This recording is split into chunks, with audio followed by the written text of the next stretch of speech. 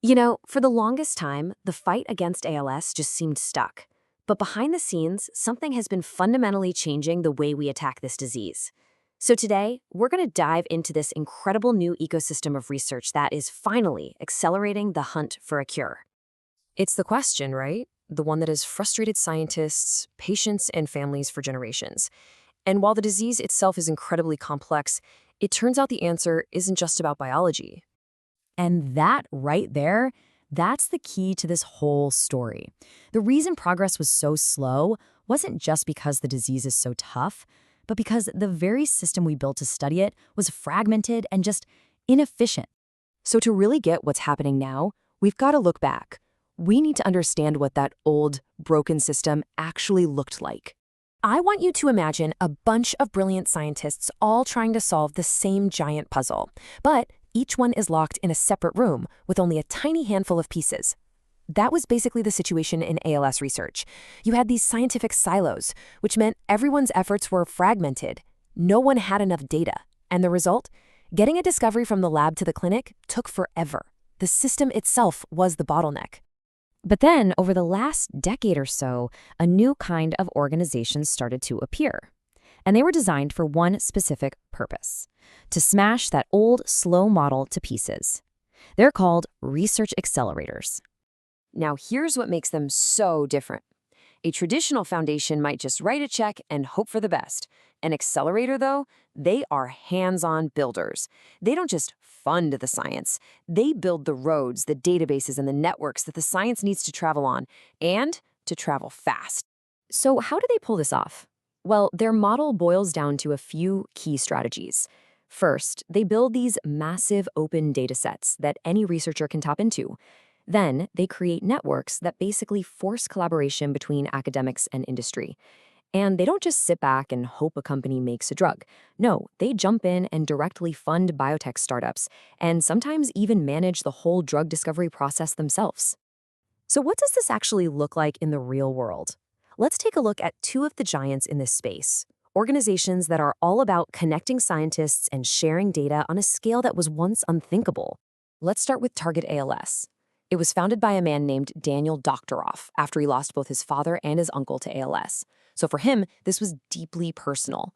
He saw all those systematic barriers firsthand and decided to create an organization with a single mission: knock them all down. And this is how they do it. They call it an innovation ecosystem.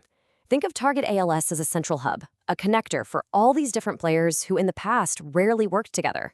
They pull academic labs, big pharma companies, tiny startups, and even government agencies into the same room, onto the same team.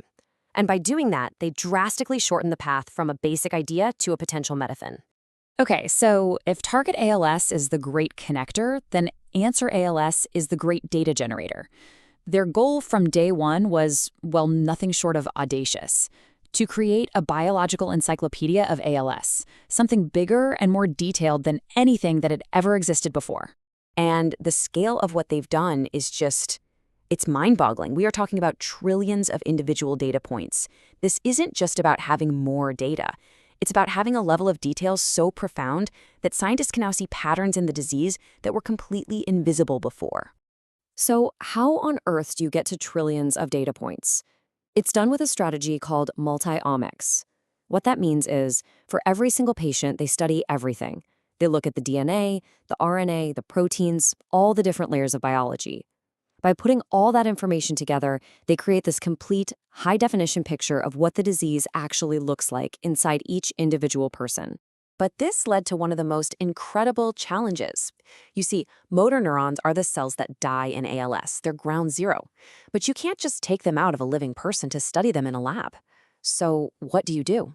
Well, the answer is something that sounds like it's straight out of science fiction. Scientists take a simple blood sample from a patient. Then they reprogram those blood cells, turning them back into these incredibly powerful stem cells. And this is the amazing part, they guide those stem cells to become the very motor neurons affected by ALS. This means for the first time, they can test new drugs on a specific patient's living nerve cells, right there in a petri dish. It's an absolute game changer. Okay, so we've got the data covered and the collaboration is happening. But what about actually making the drugs? Well, this brings us to the next vital piece of this new ecosystem, the groups that aren't just funding science, but are actively building medicines and funding the companies that make them. So let me introduce you to the ALS Therapy Development Institute, or ALS-TDI. These guys are totally unique. They are set up as a nonprofit, but they operate just like a biotech company. They've got their own labs, their own team of scientists, and their very own drug discovery pipeline. And you can see the difference laid out so clearly here. On one side, you've got the traditional model, which is all about funding science. On the other side, you've got the ALS-TDI model, which is about building drugs. Because they control the whole process in-house, from the initial idea all the way to preclinical testing, they can move with incredible speed. But even the best science in the world needs money to become a medicine, and drug development is incredibly expensive. This is where the ALS Investment Fund, or ALSIF, steps in. It acts like a venture capital fund, but it's focused specifically on startups working on ALS. It's there to bridge that terrifying financial gap between a discovery in a lab and a real clinical program. So why is this kind of funding so crucial? Well, you can think of it as the rocket fuel. It's what allows a promising startup to actually hire a team, to fund the critical lab work, and to pay for all the expensive studies needed to get a drug ready for human trials. Without this kind of investment, most discoveries, no matter how brilliant, would just, well, they'd die on the vine.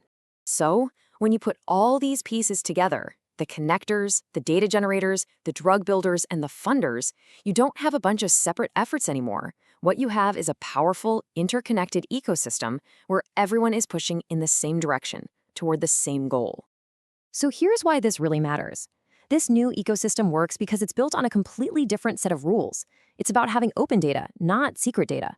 It's about building collaborative networks, not working in lonely silos. It's about putting patients right at the center of the research and making sure the money is there to push every single promising idea forward. And because this new foundation is so strong, it's making the next wave of breakthroughs possible.